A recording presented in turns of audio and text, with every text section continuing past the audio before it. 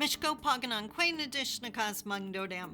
Hi everybody, my name is Sandi Boucher. I'm Red Thunderbolt Woman of the Loon Clan, a proud member of Seine River First Nation in Northern Ontario, and I can't believe we have come so far on this journey. Seriously, I love your emails, I love the stories, I love that we're actually doing this walk together. But I'm starting to get a little concerned about the Indigenous people on my email list. We've talked about internalized oppression. We've talked about the 3 natural human reactions, but we haven't really talked about the solution because enduring this is not the answer. We can actually break free of internalized oppression. I'm an example of it. But you need to have that information. And for the non-Indigenous people watching this, I just need to be really crystal clear. These 6 solutions need to be done by Indigenous people. This is not something we can have other people do for us. We need you to hold space. We need you to be patient as we work through this, but you can't do it for us. This is something that we need to do to stand on our own again. So what are the 6 solutions? Well, the first one is to heal. And I'm going to say that over and over and over again. Heal first. Someone else's education is not worth your pain. And you can't join a healthy work environment if you're not healthy.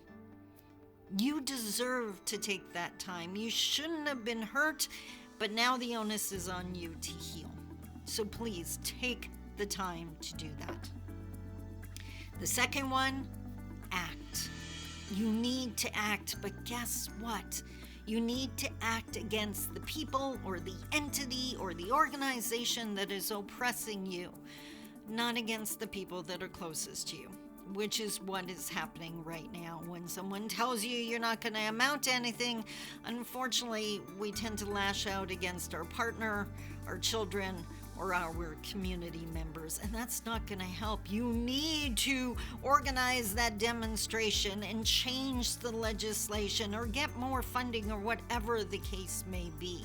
Change the rules so that they're not so restrictive. But you need to act against the oppression and not each other. The next one, allyship. But guess what? I'm not talking about being an ally to non-Indigenous people. I'm actually talking about being an ally to your friends, family members, and community members. When you see someone giving in to internalized oppression, whether they have the sniffles or they're bedridden, recognize it for what it is and encourage them. Don't let them give up. Remind them of their strengths and their abilities. Keep encouraging them. Believe in them until they can believe in them. Be an ally to each other. We have to move away from lateral violence, tearing each other down, and move to allyship within our communities and our organizations. The next one, pride. Take pride in your culture, whatever that might be. Of course, I'm going to encourage you to dance at powwow if that's what your nation does. Take up some beadwork. I absolutely love doing it.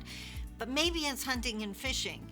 Maybe it's totem poles if you live out west. Maybe it's being an amazing guide in the bush or out on the water. Whatever it is, quit looking down on the skills that your community passed on to you. Take pride in them instead. The next one, protect the children. And if you forget all the other ones, please remember this. And here's why. If you're an adult and someone says to you, you're never going to amount to anything, you have the mental ability to say, excuse me, no, that's not right, and dismiss it.